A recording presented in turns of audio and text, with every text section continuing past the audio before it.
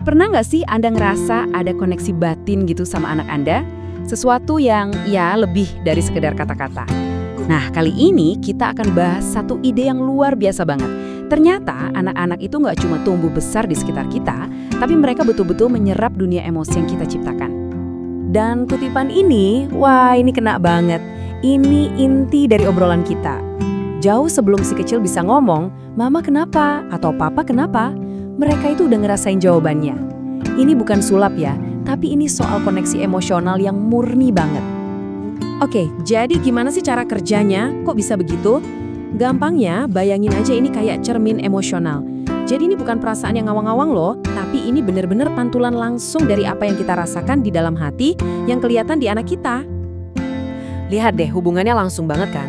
Ini tuh sebab akibat yang paling dasar. Waktu kita lagi tenang, adem ayem, mereka ikutan tenang. Tapi sebaliknya, waktu kita lagi tegang, stres, mereka juga jadi cemas. Mereka tuh kayak spons kecil, menyerap semua kecemasan kita, seringkali tanpa mereka ngerti kenapa kok tiba-tiba merasa nggak nyaman. Nah, mungkin kita sering mikir, oh anakku cuma niru aja kok. Tapi tunggu dulu, ini jauh lebih dalam dari sekedar meniru perilaku. Ini bukan cuma soal mereka lihat kita banting pintu terus mereka ikutan. Bukan itu. Ini sesuatu yang jauh lebih fundamental. Ini dia poin utamanya. Anak-anak kita itu kayak barometer emosi. Mereka nggak cuma nonton apa yang kita lakuin, tapi mereka merasakan energi di balik setiap tindakan kita. Setiap hari, dalam setiap obrolan, setiap pelukan, mereka menyerap suasana emosional yang kita bangun di rumah. Oke, sekarang kita masuk ke bagian yang lebih dalam lagi. Gimana sih semua ini membentuk cara mereka belajar dan apa pelajaran paling penting yang kita ajarkan ke mereka seringnya tanpa kita sadar sama sekali. Kita semua sebagai orang tua pasti berusaha keras kan ngajarin anak soal emosi. Kita bilang, "Gak apa-apa kok sedih," atau "Ayo belajar sabar ya." Kita pakai kata-kata, pakai cerita, pokoknya segala cara. Tapi gimana kalau ternyata pelajaran yang paling nempel itu justru bukan dari apa yang kita omongin, tapi dari energi yang kita pancarkan. Nah, ini dia. Mereka belajar ngontrol marah itu bukan dari ceramah kita, tapi dari ngeliat dan ngerasain gimana kita ngontrol amarah kita sendiri. Mereka belajar soal bahagia itu bukan karena kita suruh, "Ayo senyum," tapi karena mereka ngerasain kebahagiaan yang tulus dari kita. Jadi bisa dibilang, energi kita inilah buku pelajaran pertama mereka. Dengar ini semua mungkin kedengarannya agak berat ya, atau bahkan bikin takut. Waduh, segininya ya pengaruh kita.